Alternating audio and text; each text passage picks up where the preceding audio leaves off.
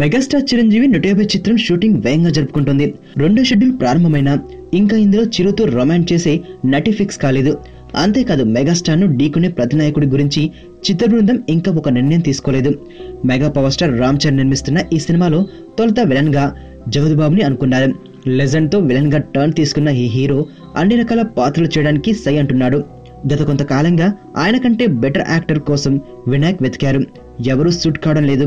Senior నటుడైన చిరంజీవితో పోటీ పడే సత్తా స్క్రీన్ ఇమేజ్ జగ్గుకు మాత్రమే ఉందని డైరెక్టర్ ఫిక్స్ అయ్యారని ఫిల్మ్ నగర్ తాజా సమాచారం.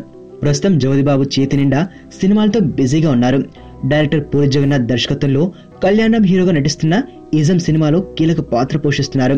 కింగ్ నాగార్జున ఓం నమో వెంకటేశాలో బాలకృష్ణ 100వ చిత్రం గౌతమిపుత్ర శాతకర్ణిలో ప్రత్యేక పాత్రలో కనిపించనున్నారు. ఇప్పుడు చిరు చిత్రంలో విలనిజం ప్రదర్శించనున్నారు. ఈ విషయాన్ని వినాయక్ త్వరలో వెల్లడించనున్నారు. బలవంతుడు బలహీనుణ్ణి భయపెట్టి బతకడం ఆనవాయితీ.